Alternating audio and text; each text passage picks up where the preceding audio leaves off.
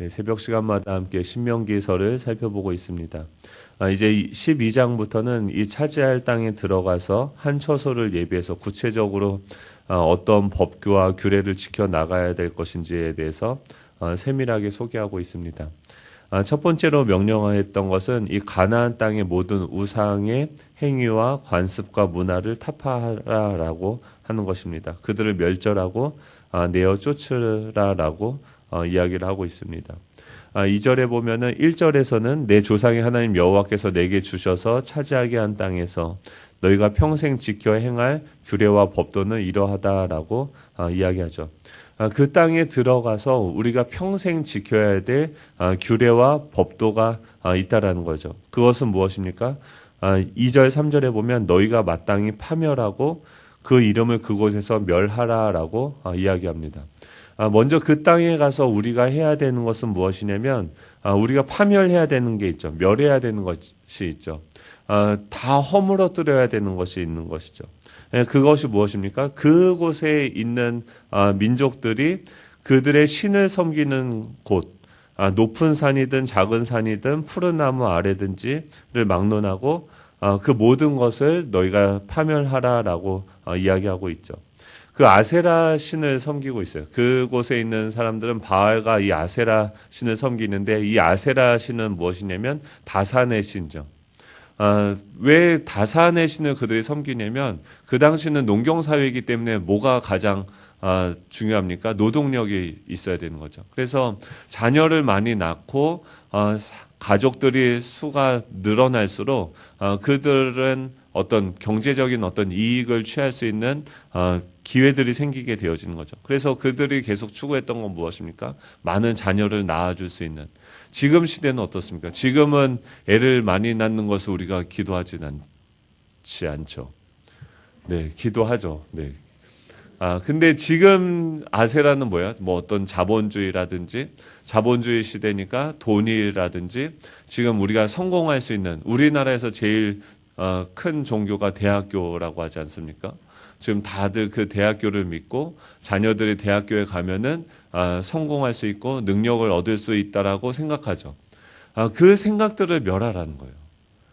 그러니까 하나님 외에 너희들이 생존하고 살아가고 뭔가 성공하고 행복할 수 있을 것이다라고 생각하는 그것들을 그 시대에는 아세라 신이었는데 그 산에 올라가서 그들이 섬기는 그 모든 예배, 그들이 섬기는 그 소원을 이루는 방식의 그 모든 시도와 행위들을 다 멸하라는 것이죠.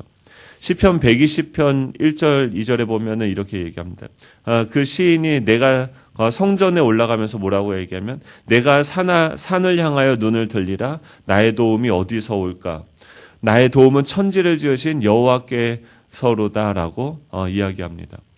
산을 향해서 눈을 든다라는 것은 뭐냐면 그 당시에 그들이 실패했던 그 장소가 그 산이었죠.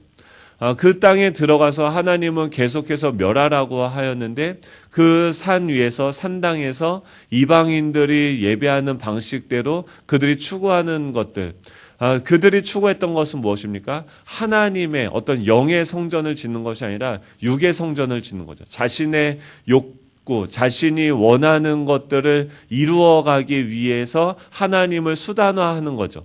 우상을 섬기면서 하나님을 나의 종이 되어지듯이 그런 식으로 하나님을 사용하는 방식의 예배를 드리게 되는 거죠.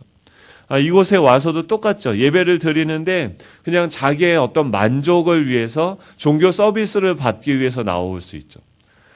똑같은 곳에서 예배를 드리는데 하나님을 예배한다는 것은 무엇입니까? 지금 여기서 계속 멸하라, 없애라 라고 얘기하는 것은 우리 안에 이 선악과를 떼어버리고서 선악과를 따먹어버리고 자신이 왕이 되고 자신이 하나님이 되어서 자신을 만족시키기 위해서 자신이 하나님이 되기 위해서 자신을 행복하게 하기 위해서 하는 그 모든 수단들, 즉 멸하라는 것은 뭐예요? 너의 그 왕자의 자리를 멸하고 내려오라는 거예요.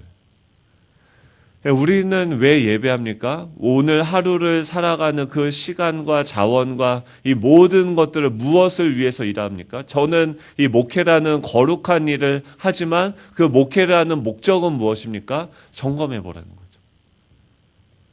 이 목회라는 이 거룩한 일, 누군가를 섬기고 사랑하는 일을 하면서 근데 그 사람이 나를 인정해 주지 않아요. 제가 모든 걸 다 쏟아 부어서 그 사람을 위해서 뭔가 내주고 뭐 이렇게 했는데 그 사람이 도와줬단 말이에요. 근데 그 사람이 나에 대해서 감사하다, 고맙다 이런 얘기를 하지 않으면은 감사하시죠.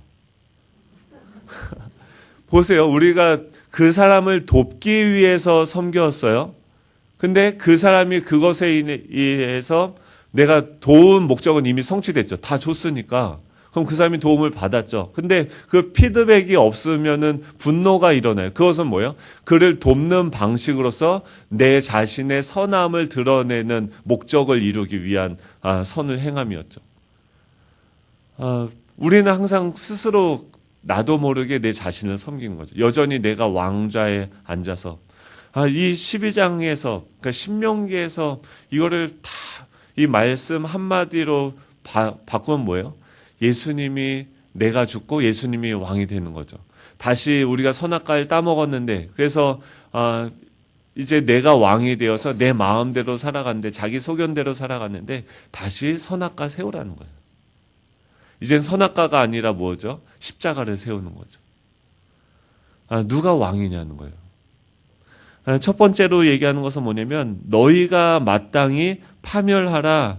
그의 이름을 그곳에서 멸하라. 그 조각한 신상들을 찍어서 그 이름을 그곳에서 멸하라라고 이야기하는 것이죠.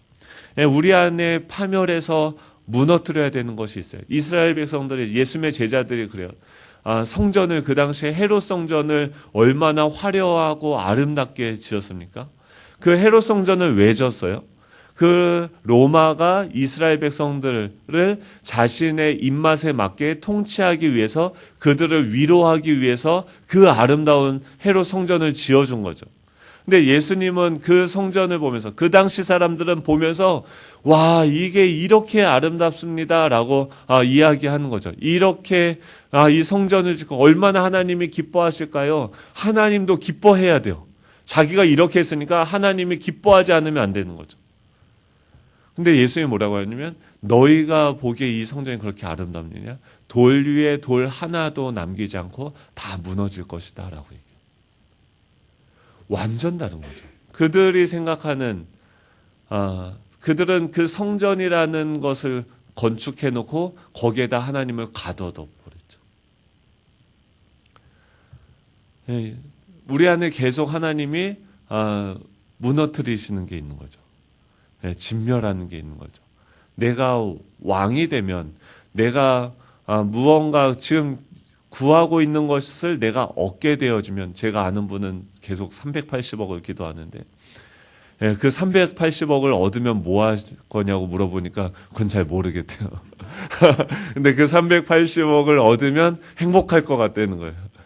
그러면 그 380억 얻으면은 뭐 하실 거예요? 핸드폰을 바꿀 것 같대요.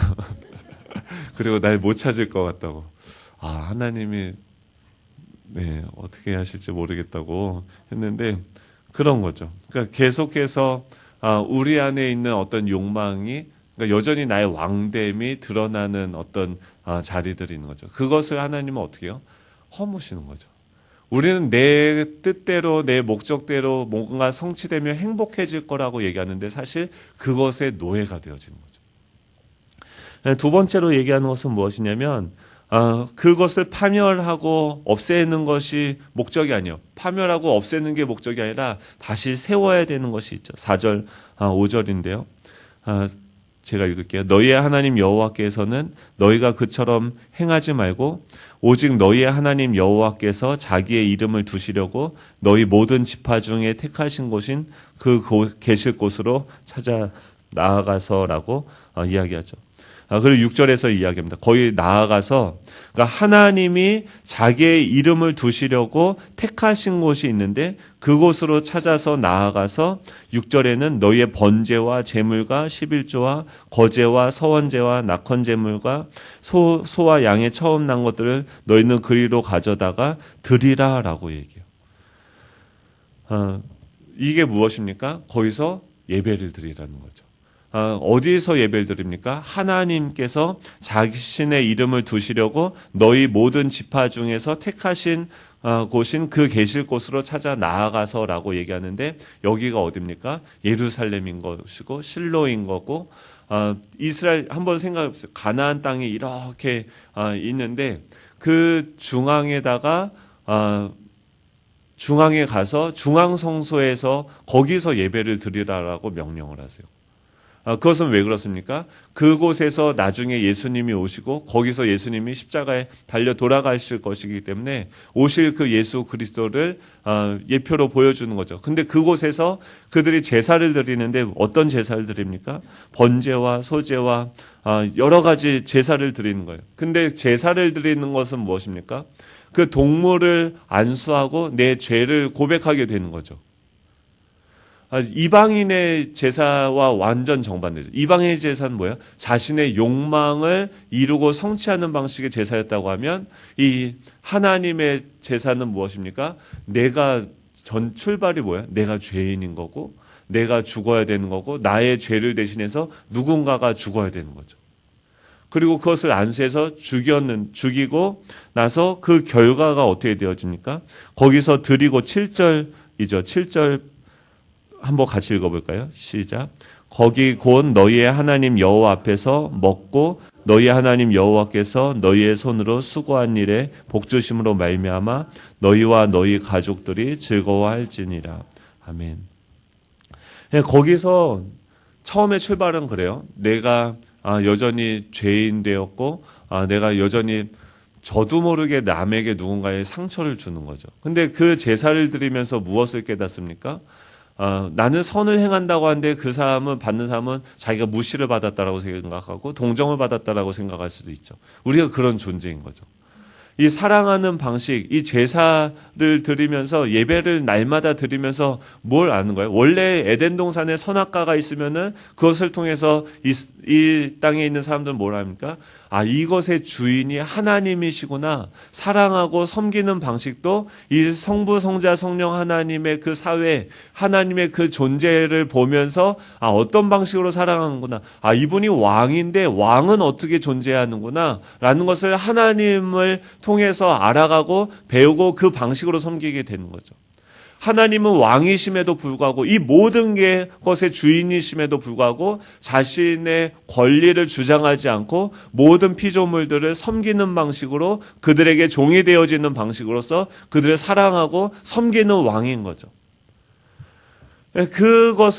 그것이 우리 안에 다시 세워지는 게 뭐예요? 예배인 거죠. 욕망을 추구하던 길에서 벗어나서 내가 왕이 아니구나, 내가 주인이 아니구나, 하나님이 나의 주인이시구나라는 것을 확인하게 되어지고, 근데 그 하나님 앞에서 내가 얼마나 죄인인지를 깨닫고 회개하게 되는 거죠. 만약에 우리 가정에서 날마다 이런 예배가 드려진다라고 생각을 해보세요. 가정 예배인데 아내가 회개하는 거예요. 그럼 그 가정이 어떻게 될까요? 천국이 되겠죠. 우리 자녀가 회개하는 거예요. 뭐 굳이 막 너 왜 이래 막 이런 얘기할 필요도 없어요.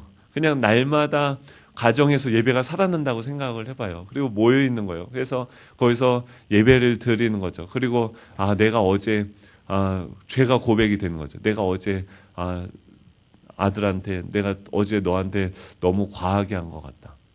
아빠가 아빠로서 해야 되는 역할은 그게 아니라 내가 널 더 신뢰해주고 사랑해야 되는데 그걸 못한 것 같다.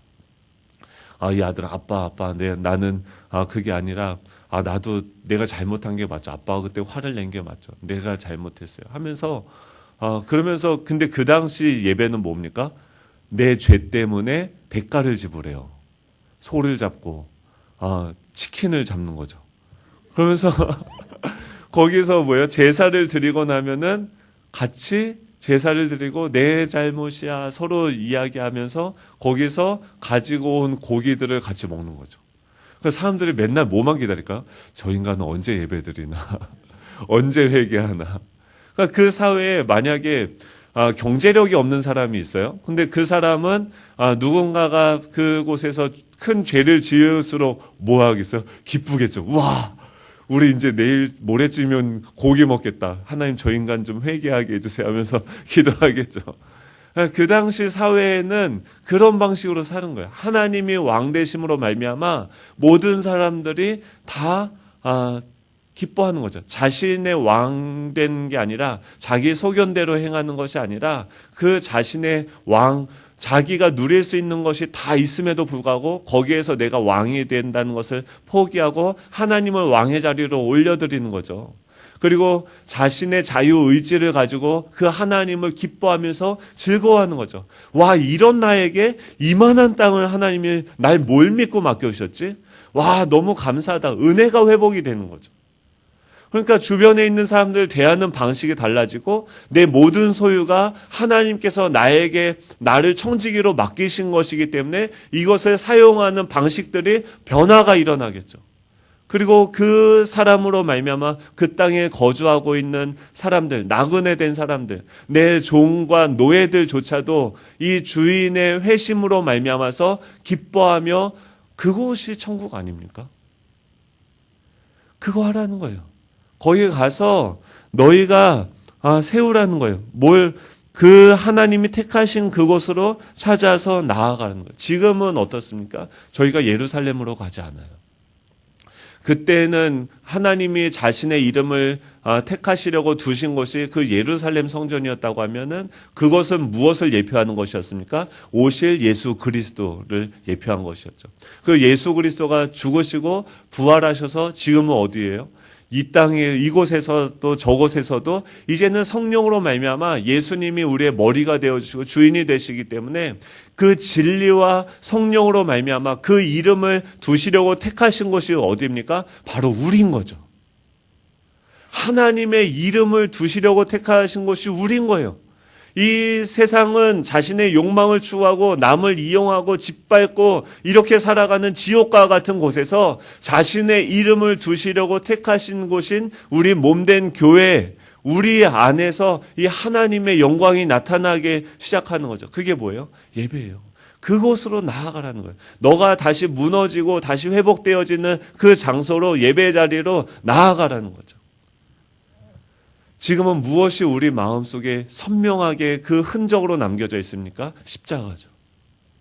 날마다 그러는 거예요. 나는 왜 이 모양일까? 나는 왜 자신이 없어요? 저를 보면은 소망이 없어요. 어떻게 이렇게 훌륭한 사람들이 많은데 왜 저를 목회자로 부르셔서 소망이 없는데 뭐가 분명하게 보입니까? 저를 오뚜기처럼 다시 일어나게 하는 것이 무엇입니까? 바로 예수 그리스도의 십자가죠. 어디서 우리의 힘이 나옵니까? 어디서 다시 일어날 용기가 나옵니까? 어디서 다시 꿈을 꾸고 기대할 수 있는 힘이 나옵니까? 그 힘이 우리에게 필요하잖아요. 그게 어디서 나와요? 십자가에서 나오는 거죠. 거기서 내 존재를 다시 확인하는 거예요. 이처럼 사랑하사 맞아, 은혜였지. 맞아, 하나님이 나를 이렇게 사랑하시지. 맞아, 내가 예수님 자리지. 거기로 나아가라는 거예요. 그리고 거기서 다시 확인하는 거죠. 그러면 어떻게 해야 돼요? 좀 전까지는 나를 믿었기 때문에 긴장하고 두렵고 내가 어떻게 해야 되지 발을 동동 구르다가 다시 택하신 그곳으로 나아가서 다시 내가 하나님의 자녀지. 그러면 어떻게 됩니까? 내 주변에 있는 사람들이 9절 10절이죠. 9절 10절 같이 읽어볼까요? 시작. 너희가 너희 하나님 여호와께서 주시는 안식과 기업에 아직은 이르지 못하였거니와 너희와 요단을 건너 너희 하나님 여호와께서 너희에게 기업으로 주시는 땅에 거주하게 될 때 또는 여호와께서 너희에게 너희 주의 모든 대적을 이기게 하시고 너희에게 안식을 주사 너희를 평안히 거주하게 하실 때 거기서 뭐가 됩니까? 안식과 기업을 얻게 되어지죠. 안식이 뭐예요? 샬롬이에요. 이 하나님과 나와의 샬롬이 이루어지니까 나와 이 땅의 샬롬이 이루어지고 그것이 어디까지 가게 되어집니까? 12절에 보면 너희와 너희의 자녀와 노비와 함께 너희의 하나님 여호와 앞에서 즐거워할 것이요 내 성중에 있는 레위인과도 그리할지니 레위인은 너희 중에 분깃이나 기업이 없음이니라. 예, 우리 자녀들뿐만이 아니라 노비들까지도. 내가 이 안식이 샬롬이 회복이 되니까 나와 함께 그 땅에 하나님은 그 땅을 우리에게 주시는 거예요. 이제 내가 가는 곳마다 내가 밟는 곳마다 그것은 어떤 법이 운영이 되어지는 지경 땅이 됩니까? 이제 하늘의 법이 운영되어지는 곳이 되는 거예요.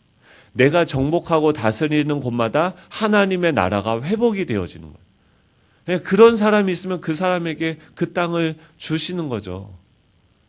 그리고 그곳에서는 어떻게 되어집니까? 자녀와 노비와 레위인들은 뭐예요? 그곳에 경제적인 능력이 없는 사람들이죠. 자기의 어떤 것이 없는 사람들이죠. 그 사람들까지도 그 사람으로 말미암아서 어떻게 됩니까? 즐거워하게 되는 거죠.